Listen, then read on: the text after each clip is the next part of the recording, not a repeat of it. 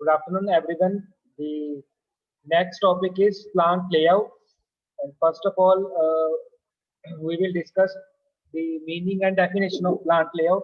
So first of all, the plant layout is the most effective physical arrangement, either existing or in plans of industrial facilities like arrangement of machines, processing equipments, and service departments to achieve greatest coordination and efficiency of 4 M's. 4 M's means men, material, machines and methods in a plant. तो layout का meaning क्या है? देखो, plant layout क्या है? एक physical arrangement है किस चीज का? 4 का। फोर एम मीन्स वर्कर्स को कहाँ पे अरेंज करना है, ठीक है। मटेरियल्स में क्या है? आपका रॉ मटेरियल जो यूज होगा प्रोडक्ट बनाने के लिए। मशीन्स, कौन कौन सी मशीनरी इक्विपमेंट्स यूज करने हैं।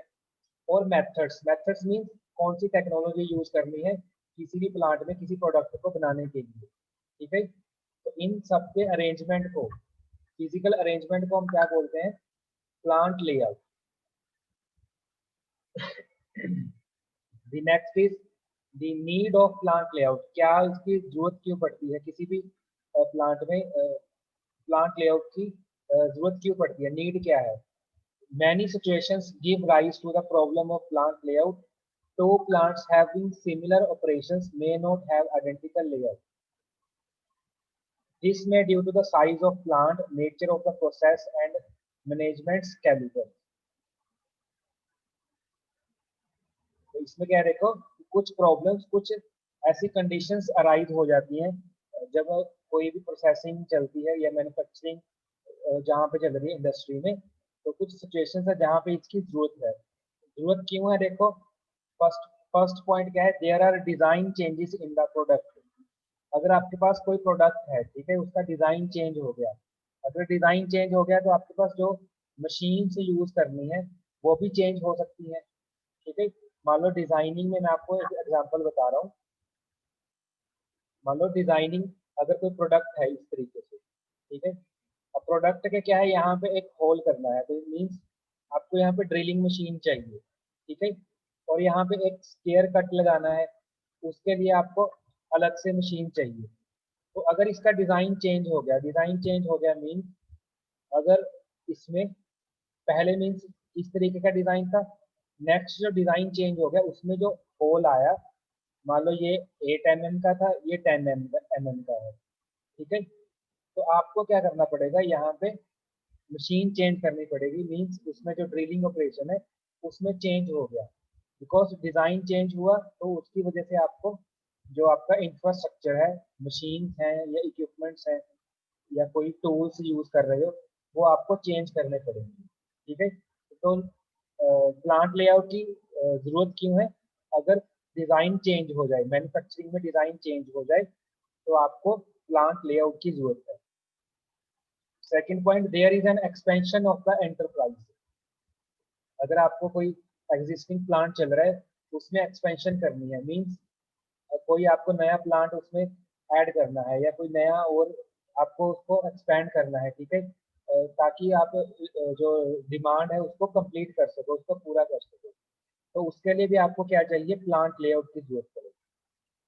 There is proposed variation in the size of the department. तो अब देखो, मान लो एक कंपनी है, ठीक है, उसमें बहुत सारे डिपार्टमेंट्स होंगे, बहुत सारे डिपार्टमेंट्स हैं, 1 2 3 4 5 6 7 8। तो अब देखो, इसकी जो लेआउट है इसके काम के ऊपर डिपेंड करेगी इसकी लेआउट किस तरीके से होनी चाहिए, जो फर्स्ट डिपार्टमेंट है। सिमिलरली जो 6th डिपार्टमेंट है, ठीक है, इसके ऑपरेशंस या इसके जो कोर्स ऑफ एक्शन है उसके ऊपर डिपेंड करेगा कि इसकी लेआउट किस तरीके से होनी चाहिए। तो जो वेरिएशन है, variation in the size of department, उसके लिए भी हमें किसकी जरूरत है? Plant layout. तो next point is some new product is to be added in the existing line. अगर मान लो आपके पास कोई एग्जिस्टिंग प्रोडक्ट बन रहे हैं, ठीक है, मान लो आप पिछले 5 साल से एक ही प्रोडक्ट बना रहे हो, तो वही मशीन से यूज हो रही है। तो कल को मान लो कोई नया प्रोडक्ट आ गया, ठीक है, आपको नया प्रोडक्ट बनाना है और उसमें नए प्रोडक्ट में क्या है, नए ऑपरेशंस हो सकते हैं, नया डिजाइन हो सकता है। उसके लिए आपको मशीन्स, जो आपका अरेंजमेंट है मशीन्स का, इक्विपमेंट्स का, टूल्स का, वो आपको चेंज करना पड़ेगा, ठीक है। अब चेंज करना पड़ेगा तो उसके लिए आपको क्या जरूरत पड़ेगी, प्लांट लेआउट की। लेआउट का मीनिंग क्या है कि उस प्रोडक्ट को बनाने के लिए सबसे पहले किस एरिया में या किस डिपार्टमेंट में हमारी या किस मशीन के ऊपर हमारा रॉ मटेरियल जाएगा, ठीक है। मान लो उसके ऊपर 5 ऑपरेशन होने हैं, ठीक है। सबसे पहले क्या है, फर्स्ट ऑपरेशन कौन सा परफॉर्म करना है, कहाँ पे उसको लोकेट करना है, ठीक है, उसको हम बोलते हैं प्लांट लेआउट। फिफ्थ पॉइंट क्या है, some new department is to be added to the enterprise and there is reallocation of existing department. अगर मान लो कोई नया डिपार्टमेंट ऐड हो गया किसी इंटरप्राइज में, ठीक है, तो आपको क्या करना पड़ेगा, क्योंकि काम है, जब अगर कोई नया डिपार्टमेंट ऐड हो गया तो काम की जो एलोकेशन है वो आपको दोबारा से करनी पड़ेगी, रीएलोकेशन करनी पड़ेगी, ठीक है। तो उसमें क्या है, आपकी लेआउट चेंज हो सकती है। अगर लेआउट चेंज हो जाएगी तो आपको प्लांट लेआउट जो कंसेप्ट है उसकी रिक्वायरमेंट है। Next is a new plant is to be setup. जब भी आपको कोई न्यू प्लांट बनाना है, ठीक है, तो उसके लिए भी आपको क्या है, प्लांट लेआउट। फॉर एग्जाम्पल आप लोग जब घर बनाते हैं, हम लोग घर बनाते हैं, ठीक है, तो हम जो उसका नक्शा है, ठीक है, मैप है जो उसका, आर्किटेक्ट से हम पास करवाते हैं ना, आर्किटेक्ट को पहले क्या दिखाते हैं कि हमारे इतना एरिया है, ठीक है, हमें यहाँ पे घर बनाना है। तो सबसे पहले क्या करेगा वो, आपकी जो जहाँ पे आपको घर बनाना है वहाँ का वो मेजरमेंट लेगा कि कितना एरिया है, ठीक है। इसी हिसाब से मैं आपके रूम्स का, ठीक है, आपके किचन का, आपके बेडरूम का, आपके हॉल का, ठीक है, वो बीच में वॉशरूम्स आ गए, स्टोर रूम आ गया, सबका एक तरीके से लेआउट बनाऊंगा, ठीक है। जैसे कोई घर होता है ना, घर की लेआउट कैसे बनती है, सबसे पहले उसका एरिया कवर किया जाता है कि टोटल एरिया कितना है, ठीक है, और कितने एरिया में आपको घर बनाना है।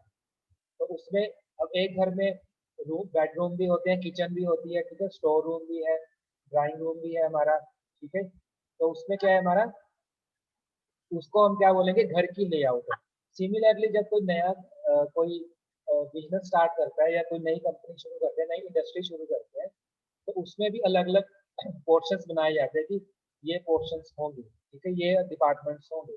अब जो मैन्युफैक्चरिंग डिपार्टमेंट है वो भी आगे बहुत सारी लेआउट्स में डिवाइड हो सकता है।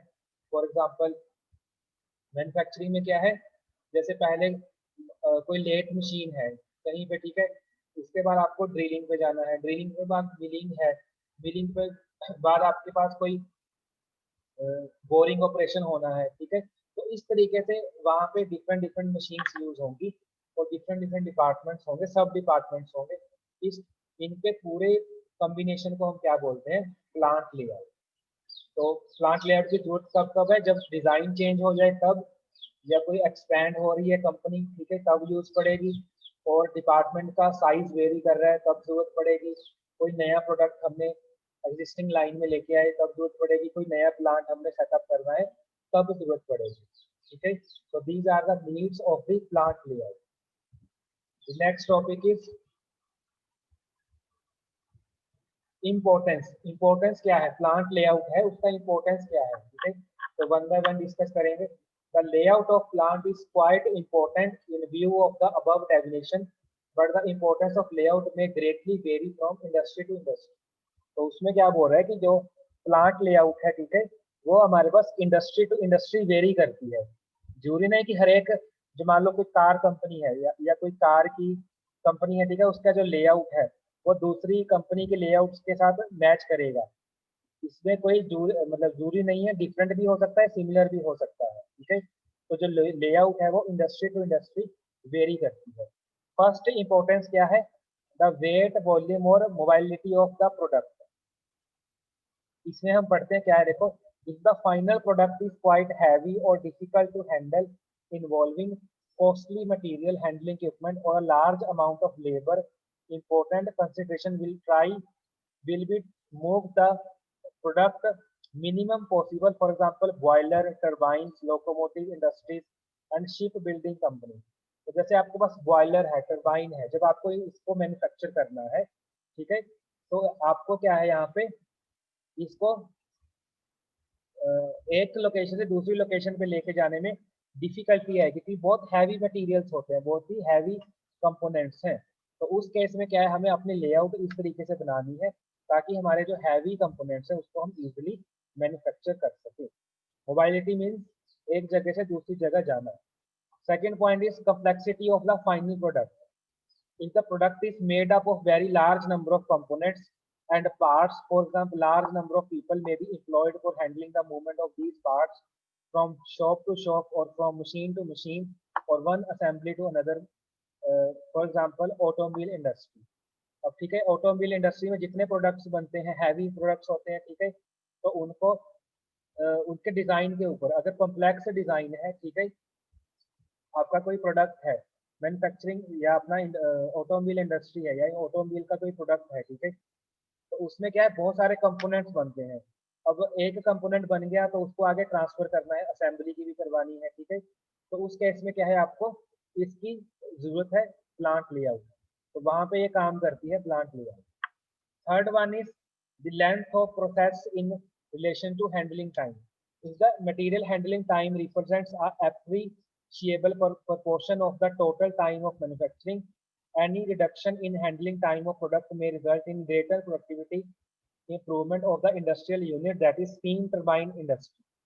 यहाँ पे एग्जांपल दे रखे कि अगर स्टीम टरबाइन इंडस्ट्री है, स्टीम टरबाइन बनानी है, ठीक है, अब उसको मैन्युफैक्चर करने के लिए जो हैंडलिंग टाइम है, क्योंकि उसमें बहुत सारे ऑपरेशन परफॉर्म होने, एक मशीन से दूसरी मशीन के ऊपर लेके जाना है, ठीक है, तो that is handling, material handling, तो उसमें बहुत सारा टाइम जाएगा और उसको उस टाइम को सेव करने के लिए जो प्लांट लेआउट है वो अपना बहुत एक ग्रेट इंपॉर्टेंस अपना प्ले करती है, रोल प्ले करती है, ठीक है।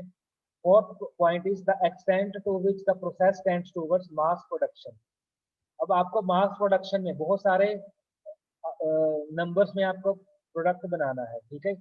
अब मान लो नट बोल्ट बनाना है, नट बोल्ट जिस मशीन के ऊपर बन रहा है, नट बोल्ट का एक सबसे इजी एग्जांपल है, मान लो आपके पास कोई ऐसा प्रोडक्ट है जिसके ऊपर 5 ऑपरेशंस परफॉर्म होने हैं और जो वो प्रोडक्ट है आपको दिन में उसकी बहुत लार्ज नंबर ऑफ क्वांटिटी में उसको प्रोड्यूस करना है, मास प्रोडक्शन करनी है, तो वहां पे जो ये प्लांट लेआउट है अपना ये अपना एक इम्पोर्टेंट रोल प्ले करेगा, ठीक है। With the use of automatic machines in industries for adopting mass production system of manufacturing, the volume of the production will increase. तो इससे क्या है, जो वॉल्यूम इंक्रीज हो जाएगी। इन view of high production output, larger percentage of manual labor will be engaged in transporting the output unless the layout is good। अगर आपकी layout अच्छी होगी तो आपको बहुत सारी लेबर यूज नहीं करनी पड़ेगी उसको एक जगह से दूसरी जगह लेके जाने के लिए प्रोडक्ट को। Next is objectives of good plant layout. What are the objectives? First is it should provide overall satisfaction to all concern. तो जो आपकी लेआउट होनी चाहिए वो सभी को क्या करे, सेटिस्फाई करे, ठीक है। सभी को मीन्स जो कंपनी के ओनर है उसको वो सेटिस्फाई होना चाहिए इस लेआउट से, ताकि उसको मैक्सिमम प्रॉफिट मिल रहा है यहाँ से। Second point is material handling and internal transportation from one operation to the next is minimised, ठीक है। मटेरियल हैंडलिंग, जब आप रॉ मटेरियल आप ले आए, ठीक है, उसमें कंपनी में रॉ मटेरियल पहुंच गया, अब उस रॉ मटेरियल को सबसे पहले फर्स्ट मशीन के ऊपर लेके जाना है, तो आपको आपके पास मटेरियल हैंडलिंग सिस्टम होना चाहिए, ठीक है। उसके बाद एक मशीन के ऊपर परफॉर्म हुआ ऑपरेशन तो नेक्स्ट मशीन के ऊपर लेके जाना है, ठीक है। तो that is the internal transportation. Internal transportation mean एक मशीन से दूसरी मशीन के ऊपर आपको लेके जाना है, तो आपको क्या है यहाँ पे वो जो कॉस्ट है या टाइम है वो आपका मिनिमाइज होना चाहिए और एफिशिएंटली कंट्रोल्ड होना चाहिए, ठीक है।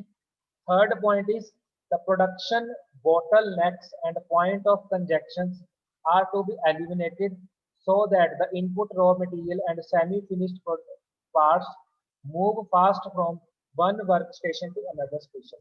तो इसमें क्या है कि जो रॉ मटेरियल है, इनपुट रॉ मटेरियल है या जो इन प्रोसेसिंग मटेरियल है, ठीक है, उनकी जो ट्रांसपोर्टेशन है वो फास्ट होनी चाहिए एक मशीन से दूसरी मशीन की तरफ।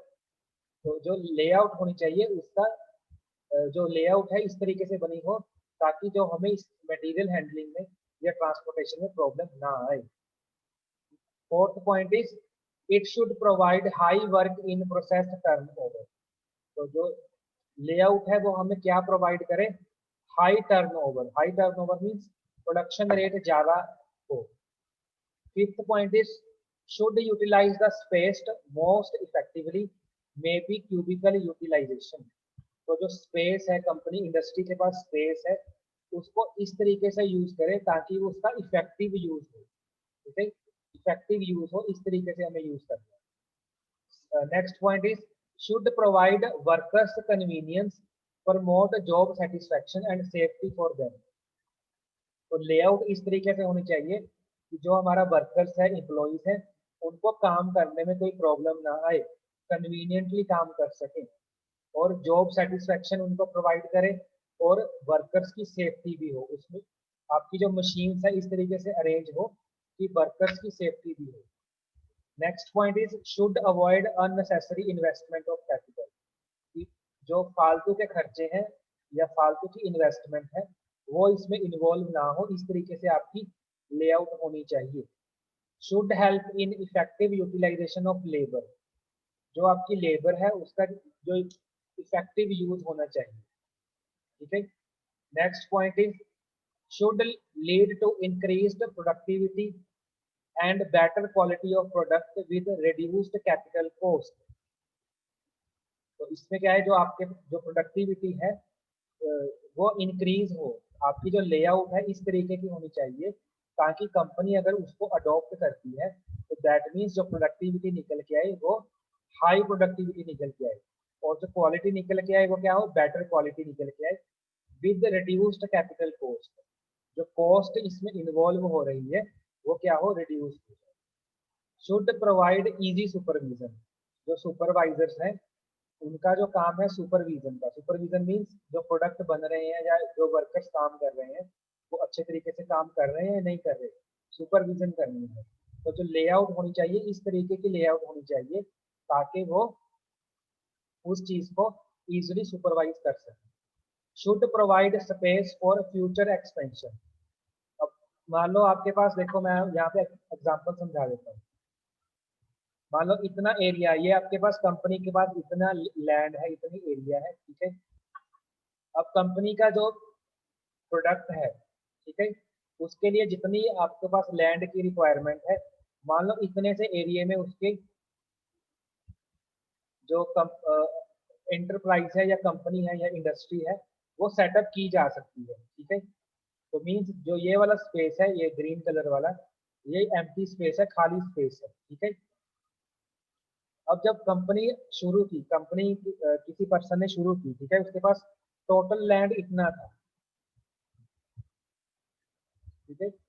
अब उसको जो अपनी कंपनी का लेआउट है या कंपनी में जो बिल्डिंग्स बनानी है, ठीक है, इन्वेस्टमेंट करनी है, वो उसको ये नहीं कि अगर उसके पास इतना सारा एरिया है तो सारे एरिया में ही अपनी कंपनी को एस्टेब्लिश कर ले। ठीक है। जितनी रिक्वायरमेंट है, रिक्वायरमेंट के हिसाब से ही लेआउट का यूज करना चाहिए।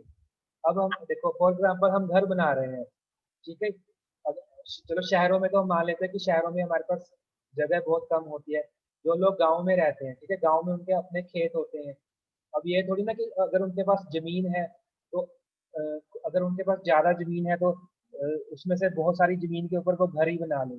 घर वो उतनी स्पेस में ही बनाएंगे जितनी उनको रिक्वायरमेंट है, या उतनी में ही बनाना चाहिए जितने की उनको रिक्वायरमेंट है। ठीक है। तो अगर देखो मान लो हमने पहले से ही सब कुछ ऑप्टिमाइज करके बनाया, मीन्स सब कुछ देख के बनाया घर कि इतनी स्पेस में हमारा घर सफिशिएंट है, हमारे जो कमरे हैं या हमारे रूम्स हैं या हमारा घर है वो सफिशिएंट इसमें अच्छे तरीके से बन जाएगा। ठीक है। मान लो कल को आपके फैमिली मेंबर्स इंक्रीज होंगे, ठीक है, तो वो घर छोटा पड़ जाएगा। तो आपको क्या करना पड़ेगा, घर को एक्सपेंड करना पड़ेगा। मीन्स घर के रूम्स बढ़ा दो या ऊपर ऊपर घर बना लो। ठीक है। उसमें क्या है, आपको अगर आपके पास स्पेस होगी, अगर आपने स्पेस रखी है उस टाइम के ऊपर, अपने पास एक्स्ट्रा स्पेस बचाई हुई है, तो उस स्पेस का यूज करेंगे। सिमिलर चीज, सिमिलर कंसेप्ट इंडस्ट्री में है। अगर कंपनी के पास स्पेस होगी, ठीक है, तो दैट मीन्स उस स्पेस का वो यूज कर सकेगा फ्यूचर एक्सपेंशन के लिए। अगर उसने सारी स्पेस यूज कर ली पहले ही, ठीक है, तो कंपनी को कल को कोई एक्स्ट्रा प्लांट उसमें ऐड करना है या कोई प्रोडक्ट ऐड करना है, ठीक है, उसके लिए अलग से मशीन्स चाहिए। और वो मशीन्स को कहाँ पे सेटअप करना है, ठीक है, उसके लिए आपको लैंड चाहिए, बट आपने लैंड सब पहले ही यूज कर चुके हैं आप, तो आपको एक्स्ट्रा लैंड नहीं मिल रही, तो वहाँ पे ये प्रॉब्लम क्रिएट हो जाएगी फ्यूचर एक्सपेंशन के केस में। तो जब भी आपको लेआउट बनानी है इस तरीके से बनानी है ताकि आप उसको ऑप्टिमाइजली यूज कर सको। That are the main objectives of the plant layout. And last point is should provide proper lighting and ventilation of the areas of workstation. अब जहाँ पे वर्कर्स को काम करना है वहाँ पे लाइटिंग प्रॉपरली होनी चाहिए, ठीक है, और वेंटिलेशन मीन्स क्या होता है कि एयर का जो फ्लो है, ठीक है, वो प्रॉपरली होना चाहिए। वेंटिलेशन प्रॉपर वहाँ पे वर्क स्टेशन में होनी चाहिए ताकि जो वर्किंग एटमॉस्फेयर है या वर्किंग इन्वायरमेंट है वो वर्कर्स के लिए सुटेबल बना रहे, ठीक है। These are the main points in the objectives of the plant layout.